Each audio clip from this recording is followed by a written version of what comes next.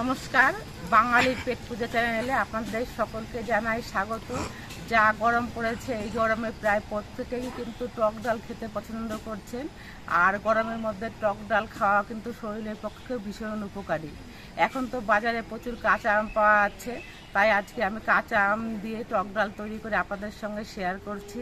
Please আপনারা skip না করে আমার সম্পূর্ণ ভিডিওটা দেখবেন। টক ডাল রান্না করার জন্য আমি 1 বাটি মুসুরির ডাল নিয়েছি আর 2টো কাঁচা আম নিয়েছি। টক ডাল কিন্তু মুসুরির ডাল দিয়ে খেতে ভালো লাগে, তাই আজকে আমি মুসুরির ডাল দিয়ে টক ডালটা রান্না করছি। টক ডাল রান্না করার জন্য আমি মুসুরির ডালটা কড়াইতে করে সেদ্ধ করে নেব। আপনারা ইচ্ছে করলে প্রেসার কুকারে করে এই ডালটা সেদ্ধ করে নিতে পারেন, তাতে সময়টা খুব কম লাগবে। তো কড়াইতে আমি জল দিয়ে দিচ্ছি।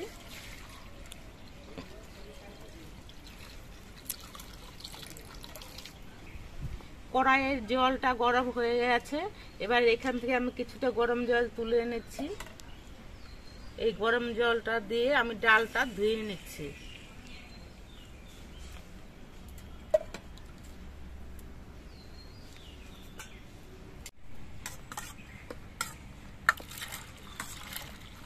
ডালের মধ্যে অনেক নোংরা থাকে, ডালের মধ্যে পাউডারের মতো একটা কিছু মেশানো থাকে।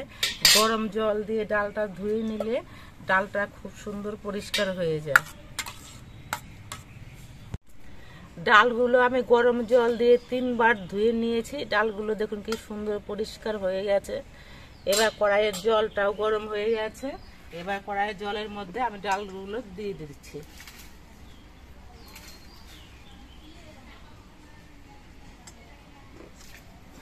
ডালগুলো সেদ্ধ হওয়ার সময় অনেক ফেনা হয়েছে, এই ফেনাগুলো ফেলে দিতে হয়।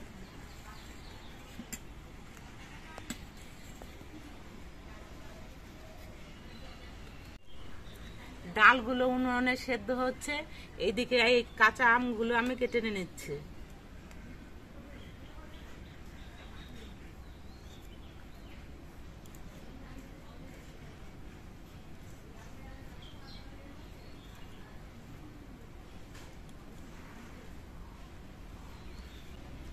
আমগুলোর গায়ের খোসা আমি ছাড়িয়ে নিয়েছি, এবার আমি লম্বা করে পিস করে কেটে নিচ্ছি।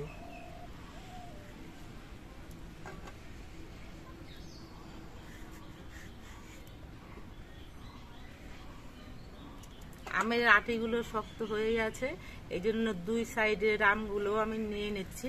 আটিটা আমি ফেলে দেব।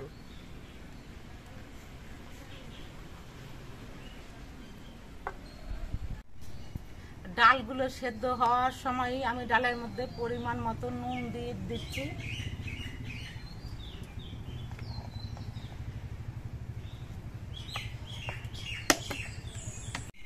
টক ডাল রান্নাতে লঙ্কা না দিলেও হয়, তবে আমি 2টো কাঁচা লঙ্কা দিয়ে দিচ্ছি।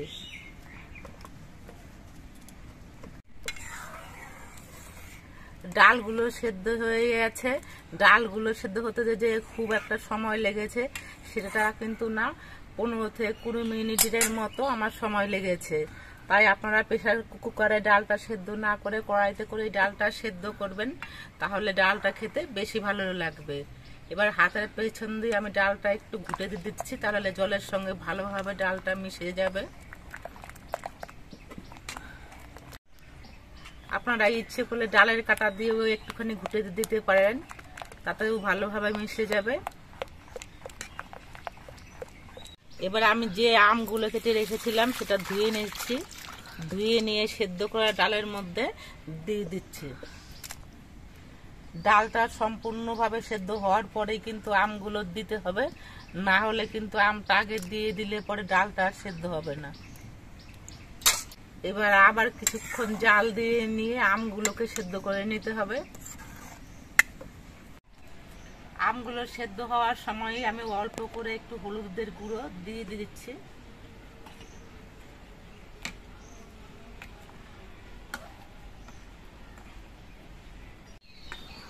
তিন 4 মিনিট আমগুলোকে আমি ফুটিয়ে নেওয়ার পর আমগুলো সব সেদ্ধ হয়ে গেছে। এবার ডালটা আমি নামিয়ে নিচ্ছি।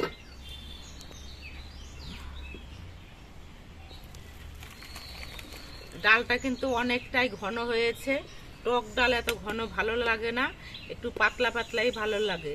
তার জন্য কড়াইতে আবার একটু জল আমি গরম করে নিচ্ছি।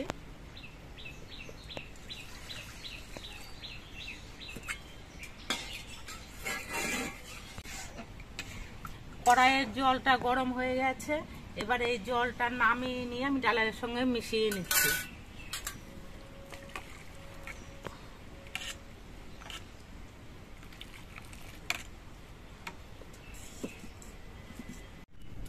এবার আমি ডালটা সম্বার দেব, তার জন্য উনুনে কড়াইটা বসিয়ে গরম করে নিয়েছি। এবার এর মধ্যে সর্ষের তেল দিয়ে দিচ্ছি।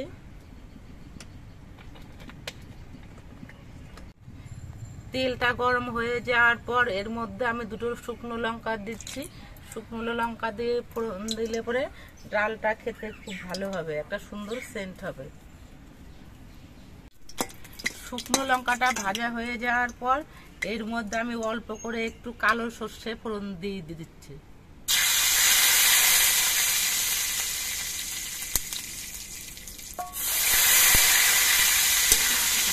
সর্ষেটা আমি কয়েক সেকেন্ড ভেজে নেব। সর্ষেটা ভাজা হওয়ার সময় দেখবেন পটপট করে ফুটবে। তো সর্ষেটা ভাজা হয়ে গেছে, এবার এর মধ্যে আমি ডালটা সম্বার দিয়ে দিচ্ছি।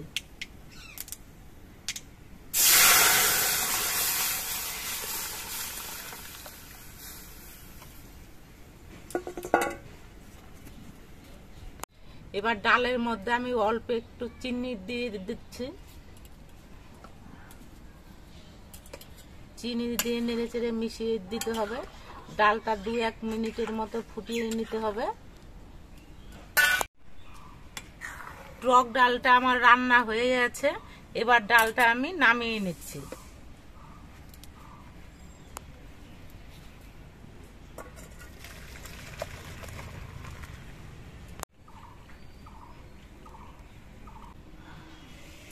আপনারা দেখতে পেলেন আমি মুসুরির ডাল দিয়ে কিভাবে টক ডালটা রান্না করলাম। এইভাবে টক ডাল আপনারা রান্না করে খাবেন, খেতে ভালো লাগবে। আর আমাদের ভিডিওটা আপনাদের কেমন লাগলো, যদি ভালো লাগে চ্যানেলটাকে সাবস্ক্রাইব করে দিয়ে আমাদের পাশে থাকবেন।